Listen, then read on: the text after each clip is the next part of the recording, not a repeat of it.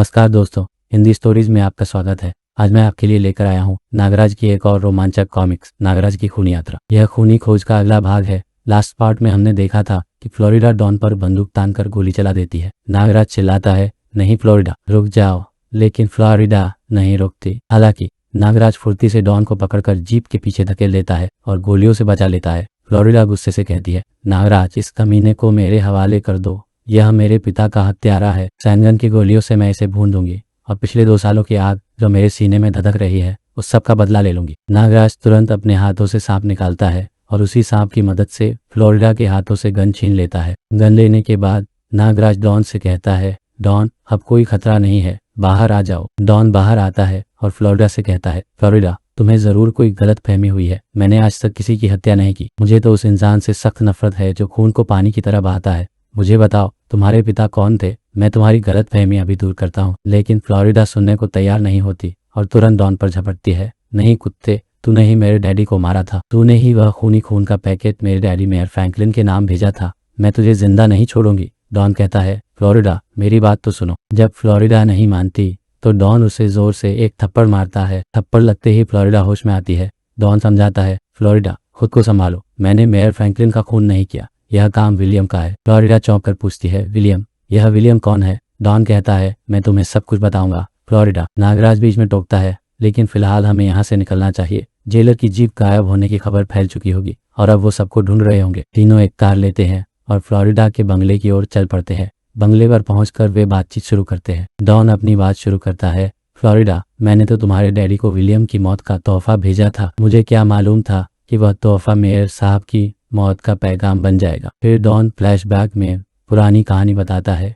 यह आज से 4 साल पहले की बात है। उस समय भी न्यूयॉर्क और शिकागो के अंडरवर्ल्ड में विलियम की सबसे बड़ी धाक थी। वह न्यूयॉर्क का सबसे बड़ा स्मगलर था। न्यूयॉर्क और शिकागो का कोई भी छोटा बड़ा स्मगलर विलियम के आगे सिर उठाने की हिम्मत नहीं रखता था। हर डील में उसे कमीशन देनी पड़ती थी। वहाँ जो भी डील होती थी उसका 20% या 30% जो भी फिक्स कमीशन होती थी विलियम तक पहुंचानी पड़ती थी। डॉन आगे बताता है, एक डीलर ने अफीम के $2 करोड़ के कंसाइनमेंट के प्रॉफिट का $30 लाख 50% प्रॉफिट विलियम साहब के लिए रखा। एक अन्य डीलर ने $5 लाख ब्राउन शुगर के प्रॉफिट के दिए। विलियम से गद्दारी करने वाले का धंधा अगले ही दिन से बंद हो जाता था। वह या तो उनके शिपमेंट उड़ा देता था या फिर उन्हें मरवा देता था। सिर्फ मैं ही ऐसा स्मगलर था जिसने कभी विलियम से हार नहीं मानी। मैंने कभी भी किसी डील की कमीशन नहीं दी। फिर भी विलियम मुझे कोई नुकसान पहुंचाने में हमेशा असफल रहा। लेकिन एक दिन, डॉन बताता है, हमारा ट्रक पुलिस ने पकड़ लिया। खबर विलियम ने ही दी थी। इस पर मैंने भी विलियम का साइमन सिटी वाला गोडाउन ब्लास्ट करवा दिया था। हमारी और विलियम की गैंग के बीच छोटी बड़ी मुठभेड़ आए दिन होती रहती थी। कभी हम उसके पेट्रोल पंप उड़ा देते थे, कभी वह हमारा कंसाइनमेंट उड़ा देता था। डॉन बताता है कि धीरे धीरे लोग विलियम से डरना कम कर दिए थे और उसके खिलाफ खुली आवाज में बोलने लगे थे। एक मैनेजर डॉन का साथी टॉम विलियम का आदमी से कहता है, खड़े हो जाओ, यह जगह डॉन के आदमियों की है। तभी टॉम उस मैनेजर को उठाकर चिल्लाता है, क्या बकता है, जानता नहीं विलियम के आदमियों से बदतमीजी का मतलब मौत है। तभी डॉन के साथी आ जाते हैं। डॉन का साथी डैंगो बोलता है, तुम काउंटर पर जाओ, इसे हम तमीज सिखाते हैं। विलियम के आदमी तुरंत बंदूकें निकाल लेते हैं। विलियम का आदमी जैक्सन से कहता है, जैक्सन, यहाँ से जाओ, तुम्हें पता नहीं विलियम से टकराने का मतलब मौत है। लेकिन डॉन के आदमी डरते नहीं है। वे भी अपनी बंदूकें निकाल लेते हैं और बोलते हैं, मौत से लड़ना सीखा है और मौत देना तुम्हारे नहीं, ऊपर वाले का काम है। डॉन के आदमी पहले गोली चलाते हैं और विलियम के आदमियों को गिरा देते हैं। तभी विलियम का एक आदमी अपने टेबल पर रखी प्लेट फेंकता है जो डॉन के आदमियों के हाथ में से बंदूकें गिरा देती है। अब सारे निहत्थे हो चुके थे और हाथापाई शुरू हो गई थी। तभी जैक्सन टॉम की छाती पर उछल कर बैठ जाता है। पीछे से टॉम के 2 साथी आते हैं और जैक्सन को पकड़ लेते हैं। टॉम गुस्से से बोलता है, तू मेरी छाती पर बैठा, मैं तेरी छाती तोड़ दूंगा। वह कुर्सी से वार करता है। जैक्सन जोरदार झटके से साइड हट जाता है और वह कुर्सी खुद विलियम के आदमियों के सिर पर जा लगती है। फिर दोनों को पकड़ा और उन्हें संभलने का मौका नहीं दिया। विलियम के आदमी हार जाते हैं। डॉन के आदमी बंदूक उठा लेते हैं और विलियम के आदमियों से बोलते हैं, हाथ ऊपर करो, तुम हमारे काबू में हो। विलियम के आदमी गिड़गिड़ाते हैं, हमें माफ कर दो जैक्सन, हमें छोड़ दो। डॉन के आदमी मजाक उड़ाते हैं, बोलो हमारा बाप डॉन है। विलियम के आदमी भी मजबूरी में बोलते हैं, हमारा बाप डॉन है। डॉन आगे बताता है, लेकिन एक दिन मैंने एक ऐसी हिंसा देखी जिससे मेरी आत्मा कांप गई।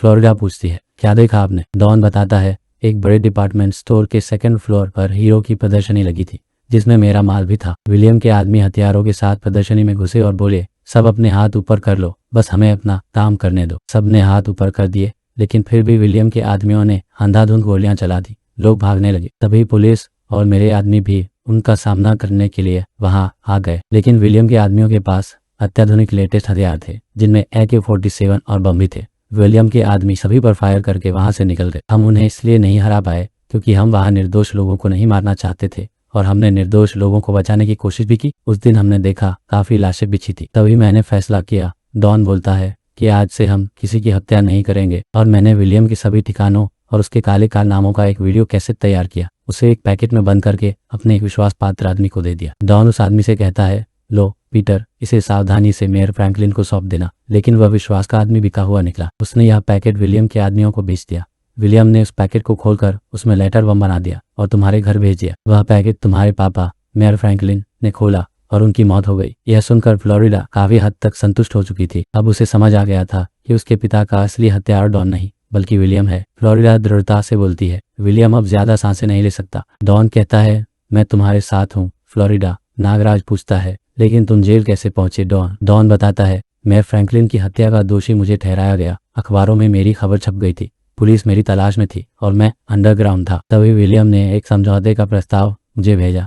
उसमें लिखा था कि मैं फॉक्स पीक पर उससे मिलूं। मैंने उस पर विश्वास कर लिया और 2 बजे फॉक्स पीक पर पहुंच गया, लेकिन वहां मेरा स्वागत पुलिस ने किया। यह विलियम की चाल थी और मैं उसमें फंस चुका था। मुझे पुलिस ने गिरफ्तार कर लिया। गिरफ्तारी के समय मैंने फुसफुसाते हुए कहा, विलियम, तूने मुझे धोखा दिया है, मैं तुझे बाहर तबाह कर दूंगा। विलियम का नाम सुनकर पुलिस वालों के कान खड़े हो गए, क्योंकि वे भी विलियम की तलाश कर रहे थे। एक पुलिस वाले ने मुझसे पूछा, तुम विलियम के बारे में क्या जानते हो डॉन बताता है, मैंने कुछ नहीं बताया क्योंकि मैं खुद विलियम से बदला लेना चाहता था। पुलिस ने मुझसे बहुत पूछताछ की, मुझे टॉर्चर किया। उन्होंने कहा, तुम सब जानते हो, बताओ मुझे। लेकिन मैंने कुछ नहीं बताया। मुझे कोर्ट में भी पेश किया गया और मेरी जमानत रद्द कर दी गई, क्योंकि उनकी दलील थी कि हमें इससे रिमांड लेनी है और विलियम के बारे में पूछताछ करनी है। विलियम ने मुझे जेल में मरवाने की कोशिश भी की। कई बार कैदियों से हमले करवाए। एक बार तो गार्ड ने मुझ पर गोली चलाई, लेकिन मेरी किस्मत अच्छी थी। खाने के बर्तन से वह गोली टकरा गई और मैं बच गया। उसके बाद सुरक्षा को देखते हुए मुझे दैट फोर्ट्रेस पहुंचा दिया गया, जो सबसे सुरक्षित जेलों में से एक है। और यहाँ आकर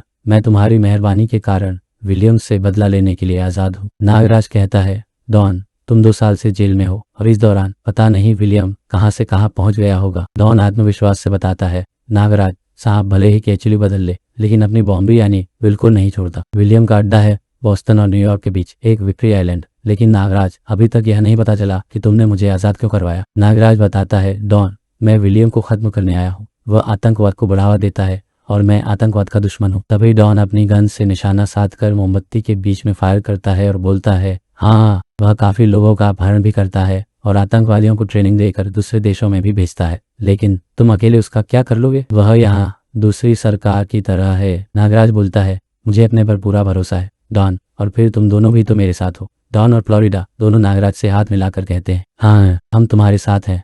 नागराज पूछता है, हमें विक्ट्री आइलैंड जाने के लिए बोट चाहिए होगी। डॉन आश्वस्त करता है, मैं सब इंतजाम कर दूंगा। अगले दिन डॉन तीनों को अपने प्राइवेट लॉन्च पर ले जाता है और उसकी खूबियां बताता है। नागराज कहता है, मुझे विलियम के टापू और उसके बारे में सब कुछ बताओ। डॉन लॉन्च के अंदर बैठकर नागराज को एक टीवी में वही वीडियो कैसेट लगाकर दिखाता है जिसमें विलियम की सारी जानकारी है। डॉन बताता है, यह आइलैंड न्यूयॉर्क से 200 किलोमीटर दूर विलियम की प्राइवेट प्रॉपर्टी है। टापू के किनारे खड़ी लॉन्च और शिप उसके साथियों के निजी इस्तेमाल के लिए है। इस आइलैंड पर उसके गुंडे और बदमाशों के घर बने हुए हैं। उन सब गुंडों को विलियम के प्राइवेट स्कूल से ट्रेनिंग दी जाती है। उन्हें हर तरह के जूडो, कराटे, कुंग फू, कुश्ती सिखाई जाती है। उनके पास आधुनिक हथियार है, जैसे टैंक, AK-47, लेटेस्ट गन्स और यहाँ तक कि हवाई हमले करने के लिए एयरक्राफ्ट भी है। इनके आदमियों के निशाने अचूक होते हैं और वे अच्छी ट्रेनिंग करते हैं। यह सब विलियम की देखरेख में होता है। वह सबको शाबाशी देता है और जिनकी ट्रेनिंग पूरी हो जाती है उनमें से कईयों को इंडिया भी भेज देता है। विलियम वीडियो में अपने आदमियों से कहता है,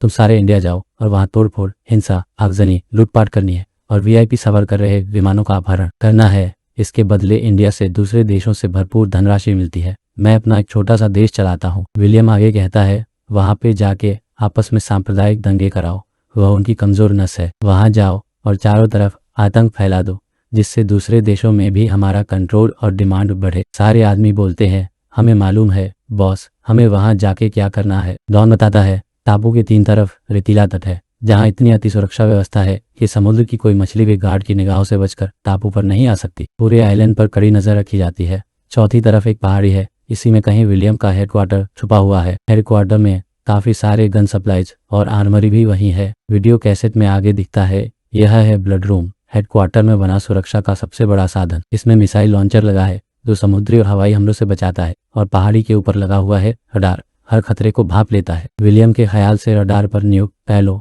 अकेले ही रडार की सुरक्षा के लिए काफी है। टैलो एक बहुत ही खतरनाक, हट्टा कट्टा और ट्रेनिंग में एक्सपर्ट इंसान है। समुद्र की तरफ से एक और फौज है जो आइलैंड की रक्षा करती है, कुत्तों की फौज। अगर इन कुत्तों को पता चल जाए कि कोई पहाड़ी की तरफ से ऊपर चढ़ रहा है तो ये मिलकर बड़े बड़े पत्थर नीचे लुढ़का देते हैं। इन कुत्तों के पीठ पर जहरीले भाले लगे होते हैं। नागराज अब विलियम के अड्डे के बारे में काफी कुछ जान चुका था। नागराज पूछता है, डॉन हम कितनी देर में वहां पहुंचेंगे? डॉन बताता है, लगभग 3 घंटे में। नागराज, लेकिन टापू पर पहुंचने से 2 किलोमीटर पहले ही हम लॉन्च छोड़ देंगे। उसके बाद हम तैरकर टापू पर जाएंगे, क्योंकि टापू की 2 किलोमीटर की रेंज के अंदर कोई भी बोट या शिप बिना विलियम की आज्ञा के घुस नहीं सकता। अगर वह बिना आज्ञा के अंदर घुसता है तो रडार की रेंज में आ जाता है और रडार अलर्ट कर देता है। कुछ देर बाद डॉन बोलता है, नागराज टापू आ रहा है, एक बार फिर सोच लो, अगर तुम दोनों इतना तैर लोगे तो। दोनों बोलते हैं, हाँ हम तैर लेंगे। लॉन्च रुक जाती है। डॉन नागराज को हथियार देते हुए कहता है, नागराज यह हथियार ले लो, मान जाओ, बहुत काम आएगा। नागराज मना करता है, यह हथियार तुम लोगों के काम की चीज है, मैं खुद एक हथियार हूँ। तभी नागराज पानी में जंप लगा देता है। उसके पीछे पीछे डॉन और फ्लोरिडा भी पानी में कूद जाते हैं। तीनों तैरते हुए आइलैंड की तरफ आगे बढ़ते हैं। कुछ दूर जाकर फ्लोरिडा हिम्मत हार बैठती है और डूबने लगती है। नागराज उसके डूबने की आवाज सुनकर पीछे पलटता है और फ्लोरिडा को बचाते हुए कहता है, फ्लोरिडा मेरी पीठ पर चढ़ जाओ। फ्लोरिडा नागराज की पीठ पर चढ़ जाती है और नागराज, फ्लोरिडा और डॉन तीनों तैरकर आइलैंड के तट पर चट्टान के पास पहुंच जाते हैं। डॉन बोलता है, मैं इस एंकर को ऊपर फेंकता हूँ जो कि चट्टान पर अटक जाएगा, फिर हम चढ़ जाएंगे। डॉन एंकर को फेंकता है लेकिन वह टकरा कर वापस नीचे आ जाता है। डॉन बोलता है, ओह लगता है अटका नहीं, फिर से ट्राई करता हूँ। नागराज डॉन को रोकते हुए बोलता है, डॉन वक्त बर्बाद ना करो, तुम दोनों मेरे को पकड़ लो। नागराज अपनी कलाई से सांप की लड़ी निकालता है और वह लड़ी सीधा चट्टानों पर लिपट जाती है जो एक मजबूत रस्सी बन जाती है। नागराज बोलता है, चलो अब तो इसे पकड़ लो। वे तीनों उस नाग रस्सी के सहारे ऊपर तक चढ़ जाते हैं। नाग रस्सी नागराज की कलाई से निकलती है और काम होने पर वापस सिमट जाती है। कुछ ही देर में तीनों ऊपर चट्टान के ऊपर चढ़ जाते हैं और नाग रस्सी वापस नागराज की कलाई में चली जाती है। डॉन कहता है, नागराज सबसे पहले उस रडार स्टेशन को खत्म करेंगे। तीनों आगे बढ़ते हैं लेकिन थोड़ी ही दूर जाकर फ्लोरिडा का पैर एक अलार्म पर पड़ जाता है। उस अलार्म में से ऐसी आवाज निकलती है जो सिर्फ कुत्तों को सुनाई देती है। अलार्म की आवाज सुनते ही सारे कुत्ते चौकन्ने हो जाते हैं और नागराज डॉन और फ्लोरिडा पर अटैक करने के लिए आगे बढ़ते हैं। सारे कुत्ते एक साथ हमला करने लगते हैं। डॉन बोलता है, लगता है अपन में से किसी का पैर अलार्म के ऊपर पड़ गया, जो कि इन कुत्तों ने सुन लिया। नागराज कहता है, डॉन तुम फिक्र न करो। नागराज अपनी कलाई से सांप निकालकर कुत्तों के गले में डालता है, लेकिन एक कुत्ता उसके सांप को मुंह में पकड़कर मार देता है। नागराज और कुत्तों पर भी अटैक करता है लेकिन कुत्ते काफी ज्यादा होते हैं। कुछ कुत्ते काबू में आ जाते हैं लेकिन कुछ नहीं आ पाते। नागराज हर तरफ घूम घूम के सांप छोड़ता है लेकिन एक कुत्ता बचता हुआ नागराज के भाला लगा देता है। तभी डॉन एक कुत्ते को पैरों से पकड़कर पीछे की तरफ फेंक देता है और वह कुत्ता सीधा उछलकर पेड़ में लटक जाता है। एक कुत्ता भौंकता हुआ फ्लोरिडा के ऊपर अटैक करता है।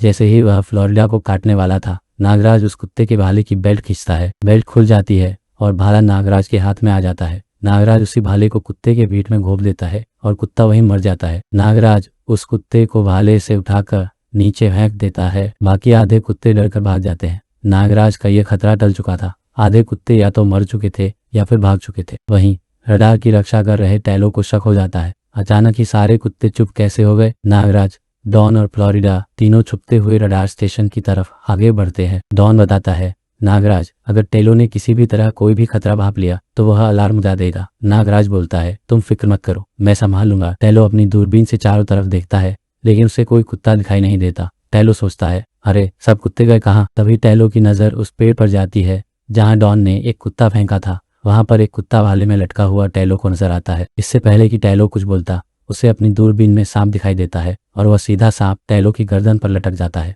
वह नाग रस्सी टेलो को जकड़ लेती है लेकिन टेलो अपनी जान लगाकर नाग रस्सी खोलता है और सीधा नागराज पर झपट लेता है। टेलो और नागराज के बीच हाथापाई शुरू हो जाती है। टेलो एक घूंसा घुमाता है और नागराज के घूंसा लगता है। टेलो फिर उछलकर नागराज के ऊपर कूदने की कोशिश करता है लेकिन नागराज साइड हट जाता है। तभी टेलो नागराज को दबोच लेता है और उठाकर सीधा टावर से नीचे फेंक देता है। नागराज नीचे जाकर गिर जाता है। यहीं कॉमिक्स की स्टोरी खत्म होती है। इसका नेक्स्ट पार्ट नागराज का इंसाफ में है, जिसका वीडियो मैं ऑलरेडी बना चुका हूँ। उस वीडियो का लिंक डिस्क्रिप्शन में है। इसके पहले का पार्ट खूनी खोज का लिंक भी डिस्क्रिप्शन में है। तो दोस्तों, यह वीडियो आपको कैसी लगी मुझे ज़रूर बताइएगा। इस वीडियो के तीनों पार्ट्स आप मेरे चैनल पर देख सकते हैं। अगर ऐसी ही और वीडियो देखनी है तो हमारे चैनल को सब्सक्राइब कर सकते हैं, और अगर यह वीडियो भी आपको पसंद आए हो तो इसे लाइक और शेयर ज़रूर करें। धन्यवाद। मिलते हैं अपनी अगली वीडियो में।